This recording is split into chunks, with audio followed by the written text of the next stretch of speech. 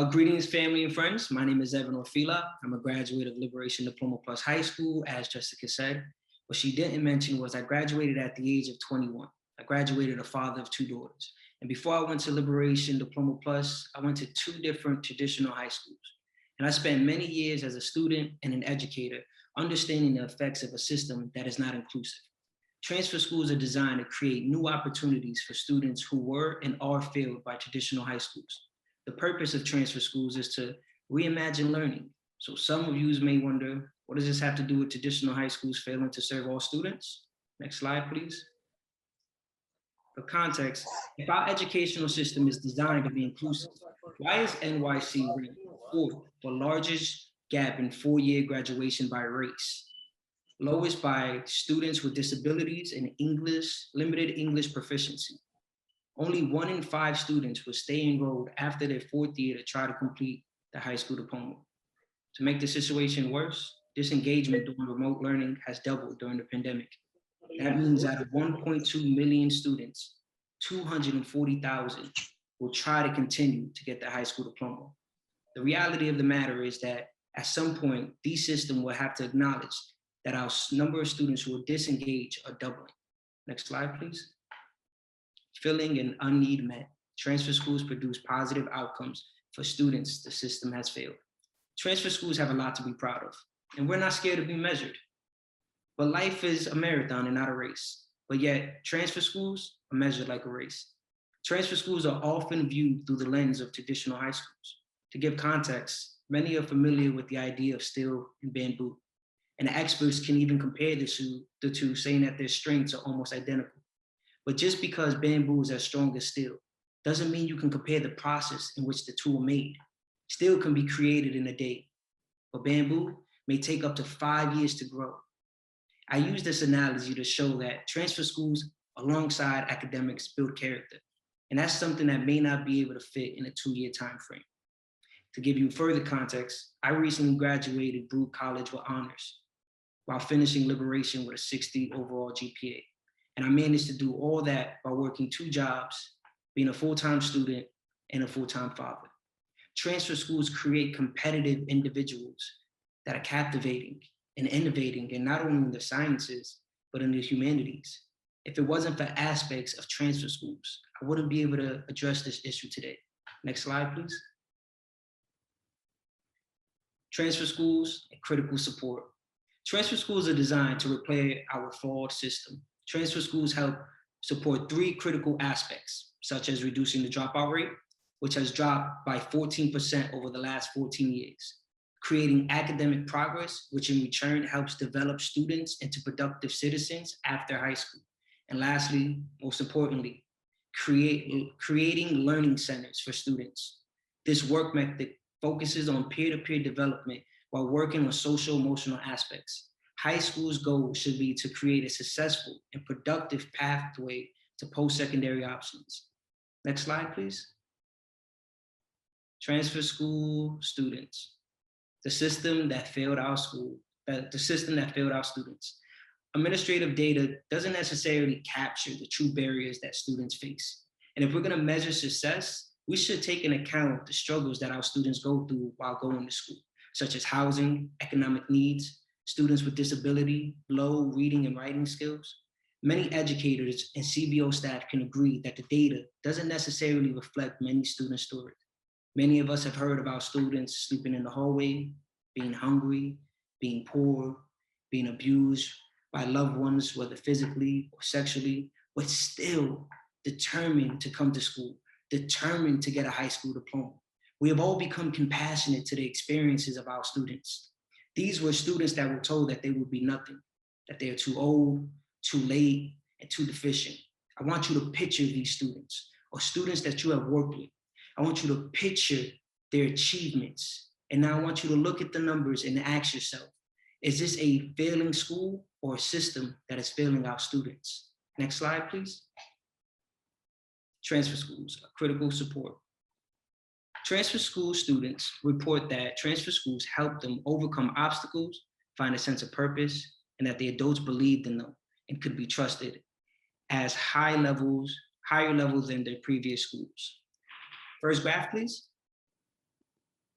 More than 80% of students said that their transfer schools helped them overcome their current obstacles. Next graph, please. These numbers doubled when students were asked if their teachers believed and had a sense that they had a higher purpose in life.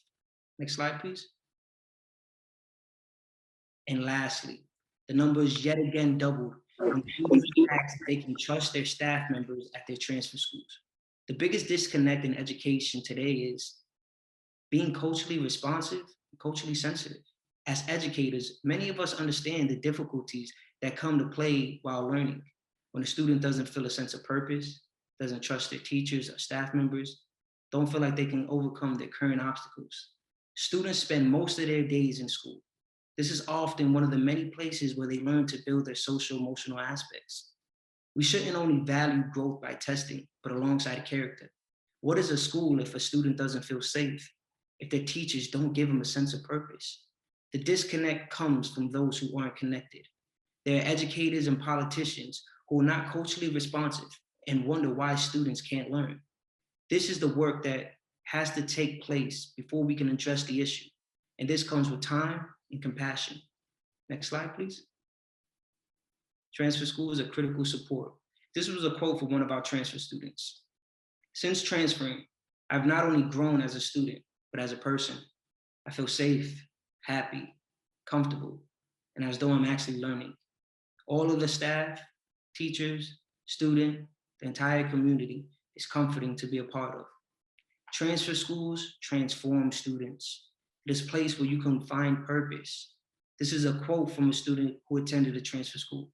But if you ask me, my proudest moment was being homeless, sleeping in a hallway on a cardboard box, because I was never happier than to go to school, because I had a home. And even though it lasted for a few hours a day, I had a place where I was loved, fed, cared for, and motivated. And this is what transfer schools are for many of our students. Next slide, please. And now I'm going to pass it on to Ali, who's another great presenter. Thank you, guys. Thank you, Evan. I don't know why I signed up to speak after you. Really appreciate that. Hi, everyone. My name is Ali Holstein. I've been working with transfer schools since about 2007. And at that time, if some of you here, I think, can remember, learning to work was a shining star for the city. Transfer schools were lauded for doubling or tripling graduation rates for students who were overage and undercredited. Unfortunately, now we're seeing at the state and federal level a system that's penalizing transfer schools for doing what they were really designed to do. And so the following slides reflect some of our understanding of the current accountability system and some of the problems there. And we welcome your feedback and your participation after I get through these slides. Next slide, please. So the problem, oh, I think we skipped one, Savannah. All right. So the problem we're seeing here is twofold. First is that the state's interpretation of federal law has created unethical and ineffective accountability metrics for transfer schools.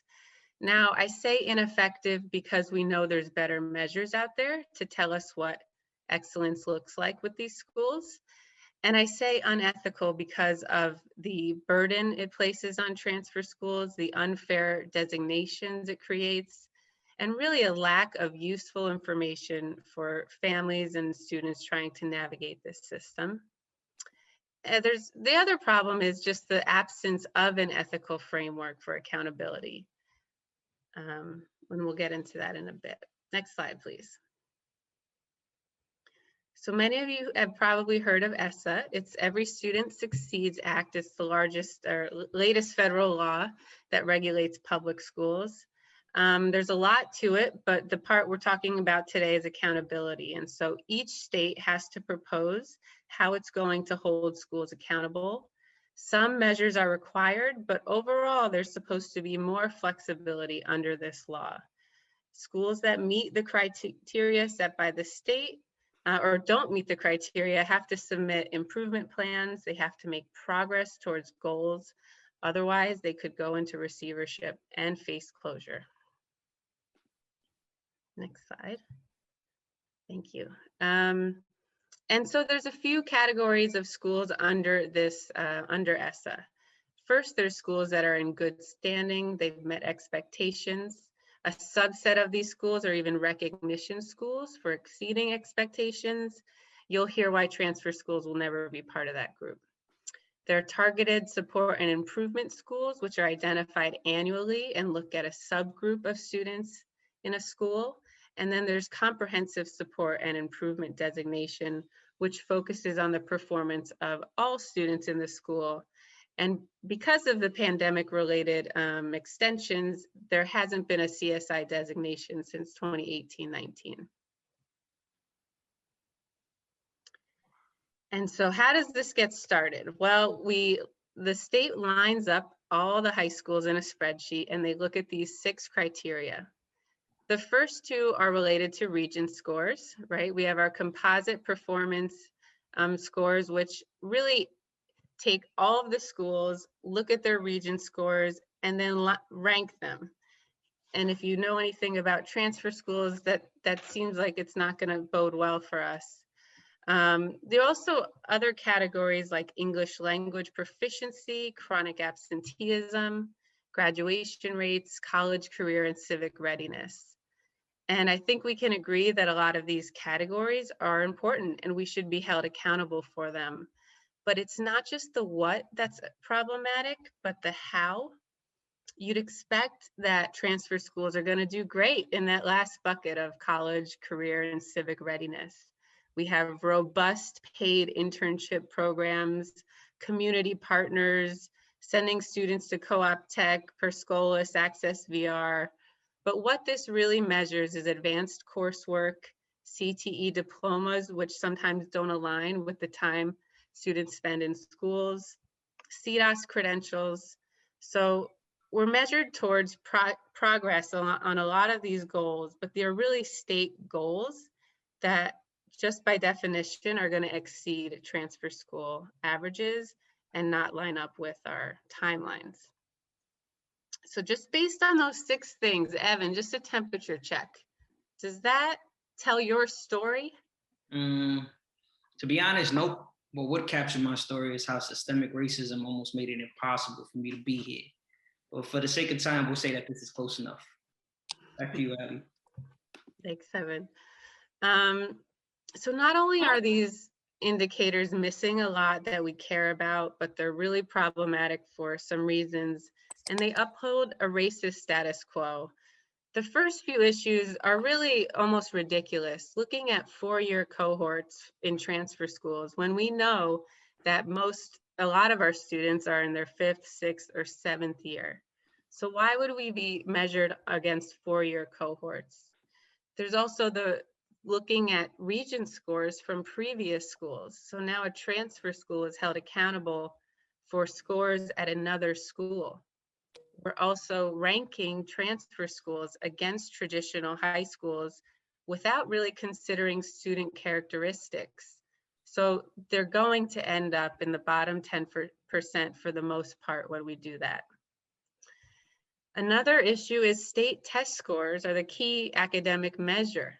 Regents, even though we know that transfer schools are designed to do school differently, despite research that shows that standardized tests disadvantage Black and Latinx students, and we've seen research by a researcher here, I won't shout you out and embarrass you, but that performance-based assessments can tie to post-secondary success, and maybe even better than Regents exams.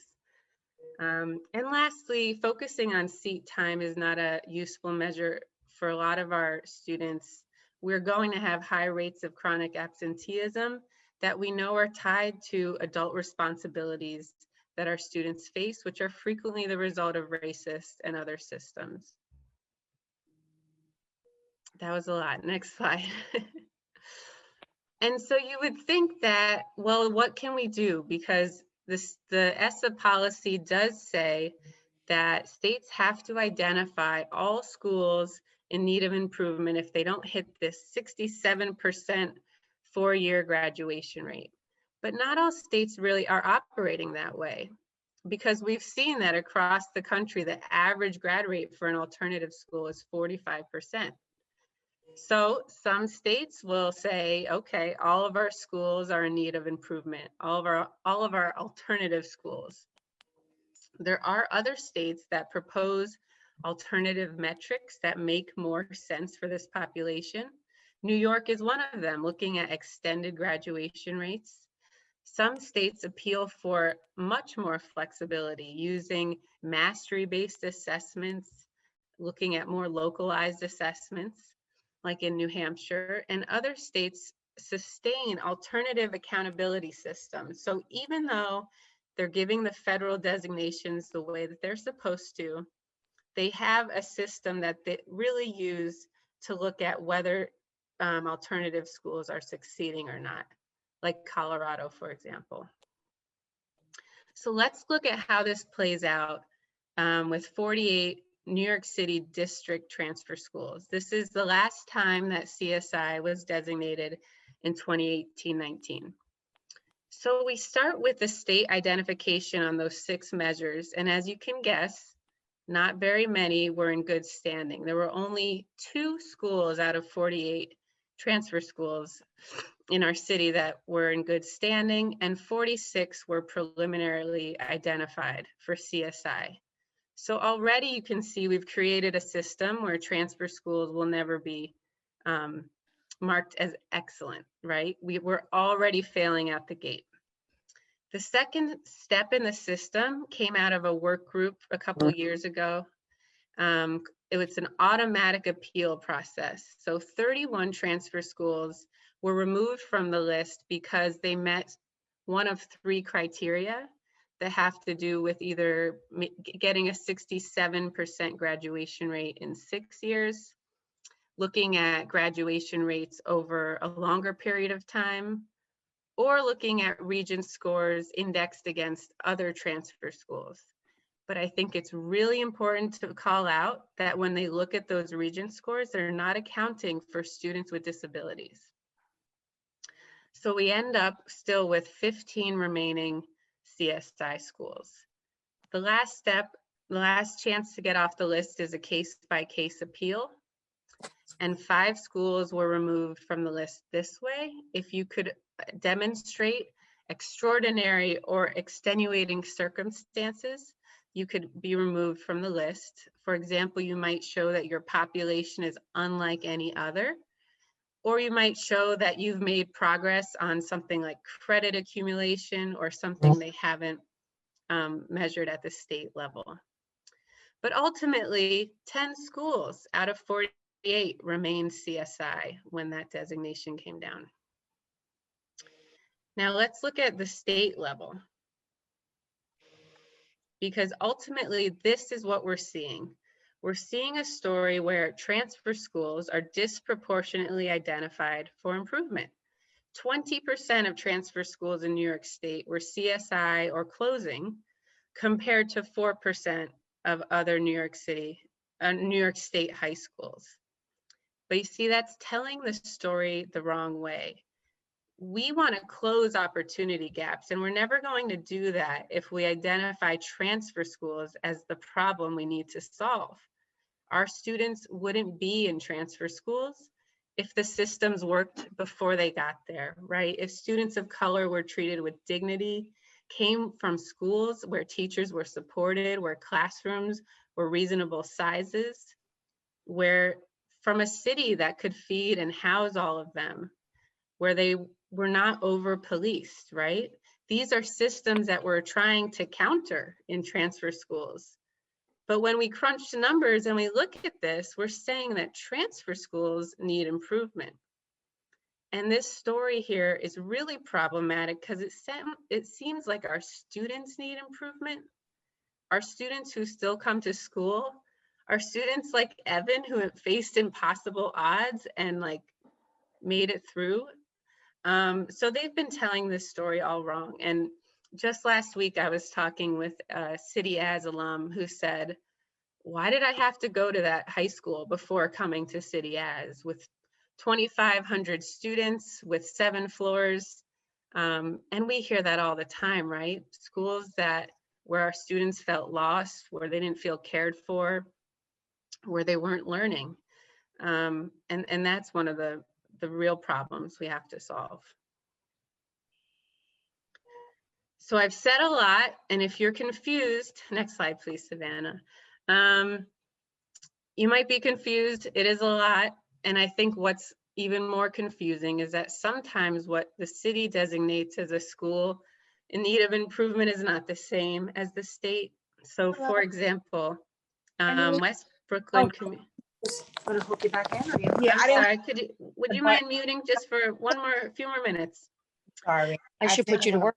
Yes, you should. I think I can mute you. All right. West Brooklyn Community High School in 2018-19, the state designated as CSI. The state said that 6-year graduation rate was 37%. And this is really a lagged graduation rate. If you were to go onto the New York City website, you would see that their transfer school grad rate was 54%, which was higher than their comparison group. And if you look at student achievement, you would see they're meeting their target.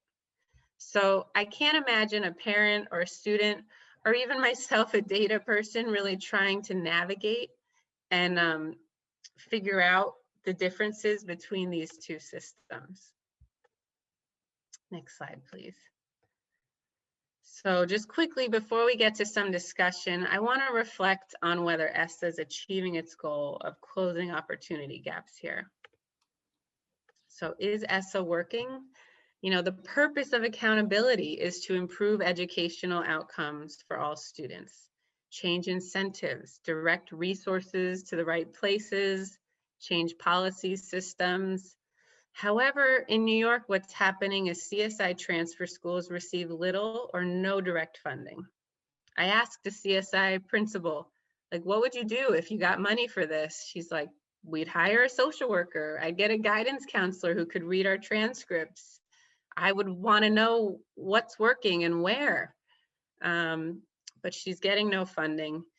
The system also is creating perverse incentives to not serve the student who's farthest behind, to not do outreach for that student who's unlikely to graduate. Luckily, I don't think that transfer school principals are changing their admissions because of this, but it is an incentive that's out there. And lastly, we're still lacking a quality alternative accountability system. So if the point of this is to hold schools accountable, that's really not happening. Next slide, please.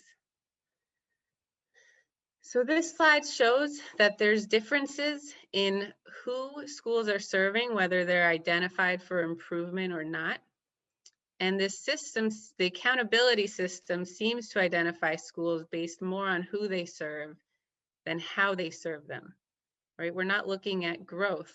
So we see in the schools that are in need of improvement, disproportionate amounts of students with disabilities, students who are farther behind in temporary housing. And if you've been looking at the news and seeing the 9% of students who are admitted to specialized high schools who are Black and Latinx, I want you to pause on that bottom right corner, because 91% of students in schools who are identified for improvement are Black and Latinx. All right, next slide. So I'm really happy we have you here, some old friends, some new friends, because we are optimistic that the state recognizes that they're not really telling the transfer school story and the story of these students. So we need to help them tell that story. And next slide, please. We're not the first ones to think about this. Eskolta has been thinking about alternative accountability for a long time, but you'll see across the country, charter schools, their approach is to partner with schools and create rigorous but attainable goals that really are mission specific for those schools. And you'll see that happening even in New York State charter schools. Also, we need to create mechanisms for alternative accountability outside of ESSA, as several states have done. We need to consider metrics around growth and change. And lastly, we do need to decouple Regents exams from graduation requirements, because we know we're one of the last states holding on to that, and this has been a disservice to our students. So I'm going to pass it back to Evan for a minute.